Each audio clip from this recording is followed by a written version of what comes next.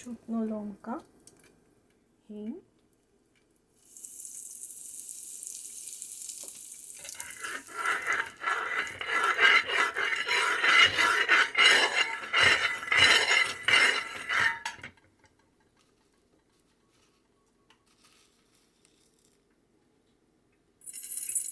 পাঁচফোড়ন,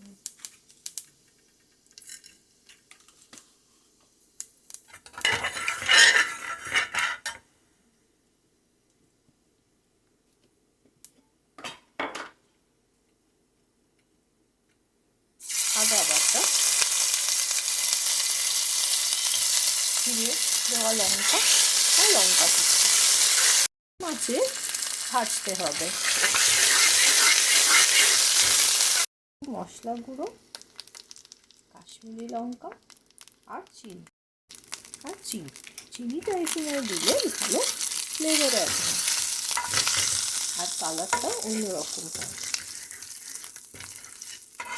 লো হিটে ভালো করে নাড়াচাড়া করে নেব। রেডি হয়ে গেছে। এবার দিয়ে দেব কেটে রাখা আলু। ভালো করে মশলার সাথে মিশিয়ে নিতে হবে।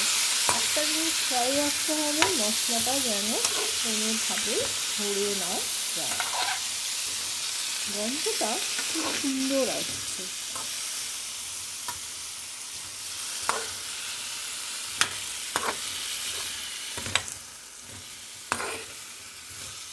ভালো করে মিশিয়ে নিতে হবে। এরপরে অ্যাড করব নুন।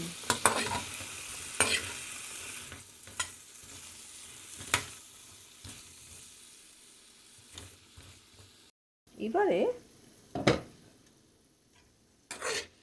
মশলা ভালো করে মিশে গেলে নুন দেওয়ার পরে ঢাকা দিয়ে অল্পক্ষণ রেখে দেব। মিনিট মিডিয়াম হিটে রাখার পরে এর মধ্যে অ্যাড করে দেব ক্রাশ করা কসুরি মেথি আর ভালো করে নেড়ে দেব। বিট নুনও এখানে আপনারা অ্যাড করতে পারেন। আমি বিট নুনটা দিচ্ছি না, যেহেতু আমি অনেকটা পরিমাণ অ্যাড করে দিয়েছি। ব্যাস ডান। এবারে অ্যাড করলাম গরম জল।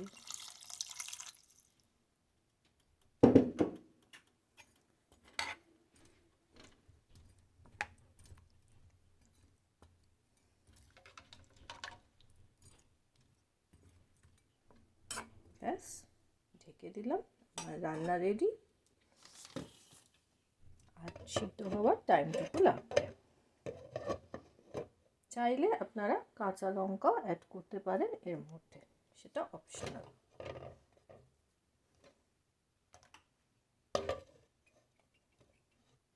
ব্যাস মিডিয়াম হিটে রেখে দিচ্ছি।